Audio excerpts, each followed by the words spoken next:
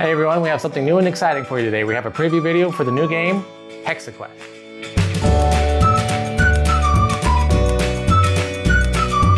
Hexaquest is a randomized trivia game where your goal is to get the most points while answering the most questions correctly. The game is played in turns, and on each player's turn, they will answer questions. Players have to answer at least one question, but they can press their luck and answer up to 3 questions on their turn. If they get the first question correct, they can answer a second question. If they get the second question correct, they can answer a third question. But if they get any of the questions wrong, they lose the points that they've accumulated for that turn.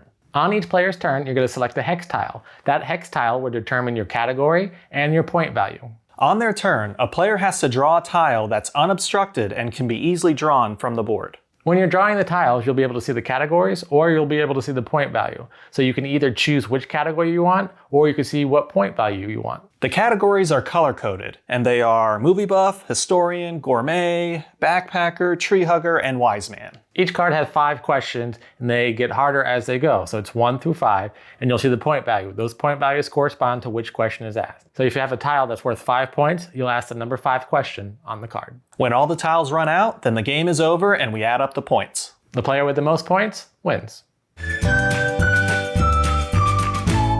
We received this game from Hexaquest, which is Tumbling Heads. So thank you for sending this game so that we could do the preview video. So we're all big fans of trivia. Before the pandemic, we used to go to trivia night all the time. In fact, we were pretty good. We went to the quarterfinals one time in our area. So we really do like trivia. So when we got the opportunity to play this game, we were really excited. And I have to say, looking at it, the colors are very fun and vibrant. And I like the mechanic of how you choose your question. You can either choose the category with the tile or you can choose the point value. And I kind of like that new aspect of a trivia game. Yeah, my feelings of trivia are very love-hate, right? Like you said, pre-pandemic, we would go to these different trivia nights and it was so fun because I'm hanging out with friends and then every now and then it'll be my niche of questions that I can get. I'm like, yes, it's this. But then for the most part, it's like geography, no. History, no.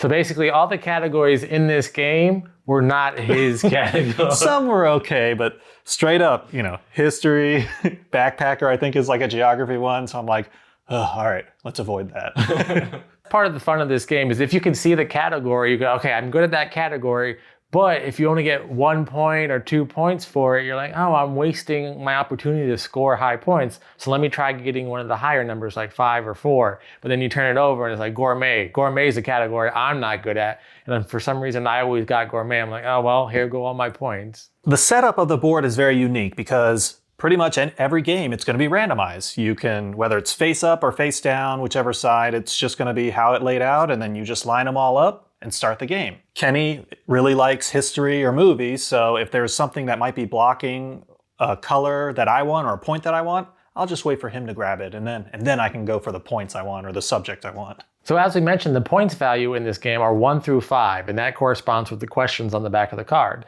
But you can also have a question mark, which it looks like that. So the question mark is the category, and you choose whatever category you want. And on the other side, it'll be the point value. So it's still 1 through 5. However, it's times 2. So if you happen to choose this question mark, and I chose the category that I like, which would be movies, I'd get the number 5 question. But if I got it correct, it would be worth 10 points. Whenever you see a question mark somewhere in the board, those are always going to be the ones you go after first. So if you see it and it's kind of blocked, you don't want to be the one that unblocks it for someone else. You want to wait for them to unblock it for you. So the key component with a trivia game is how is the trivia? And I thought for the categories, the questions were pretty evenly dispersed as far as the 1 through 5s. I thought they did a good job with that, with the questions that we had while we were playing. Yeah, you know what? I kind of agree. Like with any trivia game itself, I kind of want to know, all right, like what's the baseline here? Like what's a 1, what's a 5? And so as we go through and like, let's say I'll pick history and I'll read the 1 and I'm like, all right, I'm definitely not going to get a 1 for history. So I'm staying away from those. And one thing to keep in mind too, all these questions are multiple choice. So it's A, B, C, D. So 25% that you'll get it right. Yeah, and sometimes you'll get a question and you're like, well, it's not that. So now I have a 33% chance of getting it. So that can make it fun. Even though we're all big fans of trivia, sometimes I feel the girls just went with us just because we were going. They're not always the biggest fans of trivia, but they really enjoyed this game. In fact, Juliana won this game. So their strategy was don't do the press the luck factor. So if they got one question right, they saved their points and then they let the next person go. Lee and I, we like to press our luck. So with this game, if you get the first question right, you can get a second question. If you get the second question right, you can get a third question. And a lot of times Lee and I were like, we got that first one. Okay, let's do it again. We got that second one. I'm gonna do the third one. And then the third one, I'd get unlucky. Gourmet, I'm out of it. Yeah, because really when we played the game, right, Teresa took a commanding lead. She got a 5-pointer on the wild. So there's already 10 points right there. And I think she was at like 15 or 18. And we were only at, Juliana had 2 and you and I had 0. So at that point, I'm like, well, YOLO, right?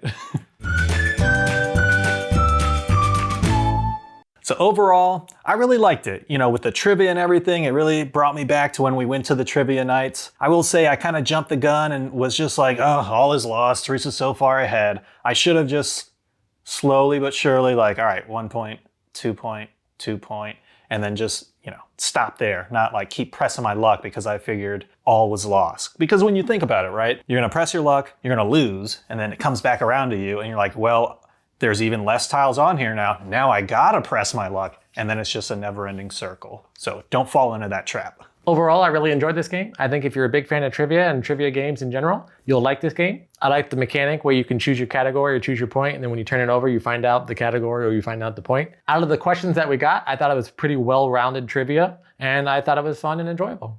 And that was our preview of Hexaquest. What'd you think? Are you gonna back it on Kickstarter? Let us know in the comments below. If you want to back it, check out our description for our Kickstarter link and social links for Hexaquest. And of course, if you're enjoying our content, please like this video and subscribe to our channel. Until next time, I'm Lee. And I'm Kenny.